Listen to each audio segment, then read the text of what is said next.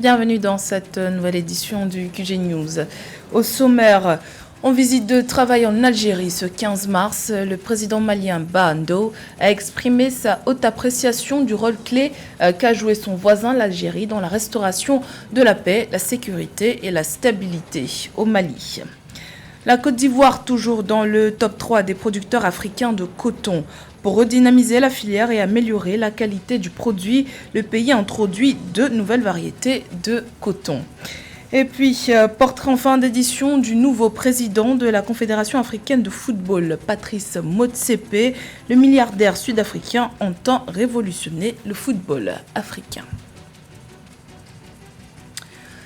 Mais tout d'abord, 58 Nigériens ont été tués lundi 15 mars dans une attaque perpétrée par des hommes armés non identifiés dans la commune de Bani Bangou, située à la frontière avec le Mali. Annonce faite par le ministre porte-parole du gouvernement du Niger, Abdourahmane Zakaria, dans un communiqué diffusé ce mardi 16 mars. Bani Bangou est situé dans la région de Tillabéri, au nord-est du pays, en proie depuis 2017 à des attaques armées récurrente attribuée aux groupes terroristes opérant dans le nord du Mali. Un deuil de 3 jours a été décrété sur l'ensemble du territoire national et les drapeaux seront mis en berne au cours de cette période. Le chef de l'État malien Bando s'est rendu en Algérie pour une visite de travail et d'amitié. Au cours des échanges avec son homologue Abdelmajid Tebboune, Bamako et Alger ont salué les avancées dans la mise en œuvre de l'accord de paix au Mali. Les 2 chefs d'État ont également réaffirmé leur volonté de tout mettre en œuvre pour renforcer davantage le partenariat liant les 2 nations. Joël Maribalo.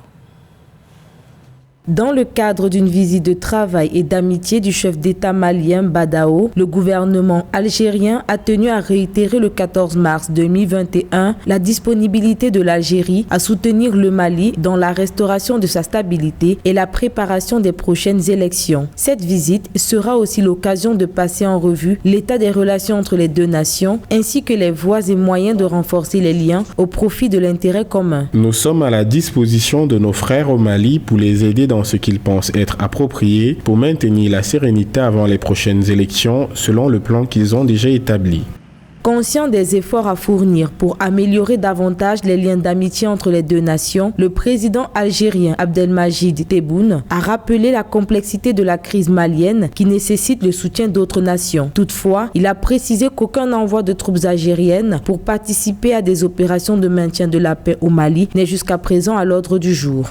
C'est une avancée diplomatique majeure. L'accord d'Alger qui a été signé en juin 2015 a besoin d'être revu, d'être revisité déjà. Vous avez des initiatives au plan local entre les différents acteurs qui ont paraphé cet accord. Donc il est important aujourd'hui que Bamako et Alger soient sur la même longueur d'onde. Cette visite du chef d'État malien aura également été l'occasion de faire le point sur la mise en œuvre de l'accord de paix et de réconciliation nationale issu du processus d'Alger. Pour rappel, le gouvernement algérien contribue depuis 1991 aux efforts internationaux visant à rétablir la paix et à régler la crise financière au Mali. Réformée et soutenue par l'État, la filière coton connaît une complète métamorphose en Côte d'Ivoire.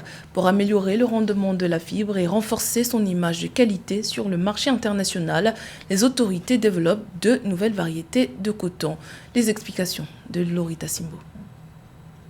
Le Centre national de recherche agricole de la Côte d'Ivoire vient de concevoir 2 nouvelles variétés de coton au profit des producteurs. Dénommées CI 123 et CI 128, ces semences permettront, selon les autorités, d'améliorer non seulement le rendement de la fibre, mais aussi de renforcer son image de qualité sur le marché mondial. On sait que la Côte d'Ivoire a une production de coton qui est assez riche et assez variée. Et le fait de varier la culture de coton, ça peut amener à plus de diversité et de donner le choix à plus de consommateurs afin de pouvoir avoir accès à des produits qui soient variants et qui peut être appliqués à différentes cultures. Donc pour ma part, je pense que c'est l'aspect positif. En plus de cela, je pense que la productivité de coton viendra du fait d'augmenter le capital travail et surtout augmenter aussi les capitaux de production afin de pouvoir produire le coton de manière assez rapide et assez efficace pour pouvoir augmenter la productivité de coton. Cette innovation de la filière coton ivoirienne entre dans le cadre de la stratégie de l'exécutif visant à accompagner Oui, ce secteur qui a connu une progression fulgurante ces dernières années, atteignant plus de 490 000 tonnes en 2019-2020. Pour augmenter la production cotonnière, la Côte d'Ivoire doit se doter de nouveaux matériaux afin d'avoir des capitaux qui soient assez suffisants pour permettre d'augmenter la productivité, car on sait que c'est en amenant du capital, du progrès technique et de l'innovation qu'on peut générer plus de productivité et plus de coton. Donc pour ma part, je pense qu'il faudrait que la Côte d'Ivoire augmente son flux de capital et son flux d'investissement en matière de capitaux de production de coton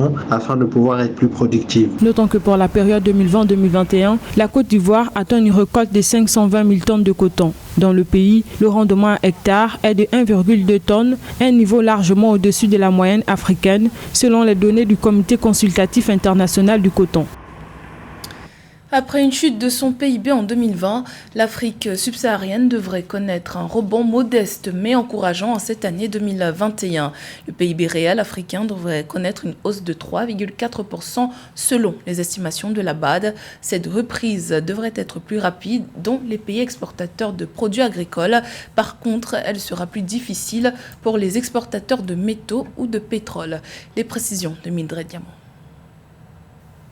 Selon un rapport de la Banque africaine de développement publié le 12 mars 2021, le produit intérieur brut de l'Afrique devrait augmenter de 3,4% en 2021 après une contraction de 2,1% en 2020 suite à la pandémie de Covid-19. Cette reprise devrait marquer la fin de la pire récession enregistrée par le continent depuis plus de 50 ans, selon les experts. L'année 2020 a été une année difficile pour le continent africain, avec une récession dans la plupart des pays, des 50 pays africains. Et l'année 2021 est une année d'espoir et surtout une année de relance économique, avec une reprise de la croissance économique dans la plupart des pays, avec un taux de croissance qui avoisine les 2-3%. Je pense que cette reprise est dictée par le retour de l'activité touristique et aussi l'exploitation des matières premières et la hausse du prix des matières premières qui permet aux économies de disposer de devises et de pouvoir investir dans d'autres types d'activité. Le rapport de la Banque africaine de développement indique que cette reprise sera soutenue par une relance du tourisme ainsi que par une hausse des prix des matières premières et un assouplissement des restrictions imposées par la pandémie. Les économies dépendantes du tourisme devraient connaître une croissance de 6,2% en 2021, tandis que celles dépendantes du pétrole devraient subir une progression passant de moins 1,5% à 3,1% d'après ce rapport.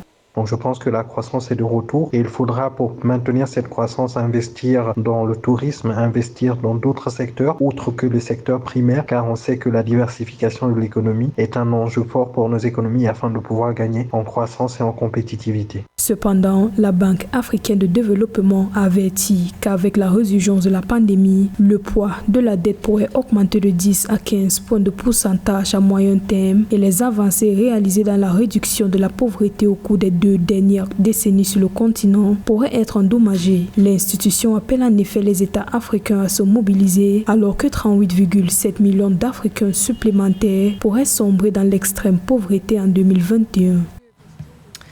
Également dans l'actualité, le gouvernement togolais a prorogé pour 6 mois supplémentaires l'état d'urgence sanitaire en vigueur dans le pays depuis le 1er avril 2020. Ainsi, pour les 6 prochains mois à venir, les frontières terrestres resteront fermées et toutes les mesures prises précédemment par l'État dans le cadre de la riposte contre la Covid-19 et le respect des mesures barrières resteront de mise. L'état d'urgence sanitaire a déjà été prorogé plusieurs fois au Togo, en passant par l'Assemblée nationale. La dernière prorogation en date remonte au 15 septembre 2020. La gestion de la crise sanitaire qui est plus que jamais au cœur des préoccupations des pays africains. Dans son rapport, la BAD indique également que les pays du continent auraient besoin d'un financement supplémentaire de 154 milliards de dollars pour continuer à apporter une réponse efficace à la pandémie de coronavirus. Aïssa Toubari. La pandémie du Covid-19 continue d'avoir des conséquences dévastatrices sur la population et sur l'économie africaine. À cet effet, les États africains éprouvent des besoins de financement brut supplémentaires d'environ 154 milliards de dollars, d'après les perspectives de la Banque africaine de développement. Ces ressources permettraient au continent de continuer à apporter une réponse efficace à la crise du Covid-19. Le coût d'un plan de financement de 154 milliards est très modeste au regard des efforts que les grands pays industrialisés industrialisés ont consenti pour leurs propres besoins. Bon, il y a des mécanismes qu'on peut préconiser pour pouvoir financer ce redécollage économique par la création d'une caisse d'appurement de la dette africaine, le concept de financement mixte en combinant ressources publiques et financement privé, et puis le recours au financement innovant. La pandémie de Covid-19 a causé une forte augmentation des besoins de financement public en Afrique. Dans le cadre du financement de la riposte, les pays africains ont eu recours à des mesures de relance qui ont impacté les soldes budgétaires, les besoins d'emprunt et les niveaux d'endettement. Concernant le Mozambique, le ratio dette PIB du pays a atteint 130% en 2020 en raison des effets négatifs de la crise. Les États africains ne doivent pas recourir tout azimut aux dettes pour financer leur développement. Et il y a certains organismes et certains États qui n'attendent que ça pour engloutir justement certains États défaillants. Donc il faudra se suffire de ce que nous avons dans les caisses des États et puis recourir surtout aux emprunts locaux. Avec la crise du Covid-19, la plupart des gouvernements africains sont confrontés à des arbitrages budgétaires difficiles entre les urgences sécuritaires, sanitaires et alimentaires. Cette crise a par ailleurs entraîné un repli de 2,1% du PIB réel africain en 2020 et enchaîné l'Afrique dans sa pire récession enregistrée depuis plus d'un demi-siècle en 2020. Élu 7e président de la Confédération africaine de football le 12 mars à Rabat au Maroc, le Sud-Africain Patrice Motsepe allie sport et business. Son ascension a été fulgurante. Comment a-t-il tracé sa route? Les réponses dans ce portrait de José Douglas. Patrice Motsepe a vu le jour dans un township, quartier pauvre en Afrique du Sud, et n'a pas été épargné par l'apartheid. Il a grandi à Soweto, il aura bientôt 60 ans. Avocat, il est devenu homme d'affaires, passionné de foot, et il est à la tête du club sud-africain de Mamelodi Sundowns. Sa société produit de l'or, mais aussi du fer, du cuivre et du charbon. Son père était syndicaliste et enseignant. Il a grandi dans le commerce avec ses parents et a fréquenté, comme ses sœurs et frères, les établissements scolaires privés. Patrice Motsepe a bien tissé sa toile pour devenir président de la CAF depuis le 12 mars 2021 pour un mandat de 4 ans. C'est vraiment un très grand honneur et un privilège incroyable pour moi. Après un passage aux États-Unis, il revient chez lui en Afrique du Sud, côtoyant l'ANC, premier associé noir d'un cabinet d'avocats spécialisant en droit minier et commercial. Il a formé sa propre structure commerciale après l'apartheid, 12e société minière et aurifère au monde, avec 3 exploitations en Afrique du Sud. C'est en 2004 qu'il achète le club de Mamelodi Sundowns et remporte la Coupe de la Ligue des Champions en 2016 et la Super Coupe d'Afrique en 2017. Et en novembre 2020, il déclare sa candidature à la présidence de la CAF soutenue par la FIFA. Et également, je voudrais adresser mes remerciements à mon frère Gianni pour la vision et l'encouragement pour que nous travaillions dans l'unité. Et c'est uniquement ainsi que nous pourrions relever les défis posés à l'Afrique pour pouvoir réussir. Mais nous le ferons vraiment quand on est unis. En 2012, Patrice Motsepe a été classé comme première fortune d'Afrique du Sud et apparaît aussi au premier rang de la liste des personnalités les plus riches dans le monde. C'était le journal de la rédaction. Merci pour votre fidélité. Dans un instant, une nouvelle édition de l'actualité sur Africa 24.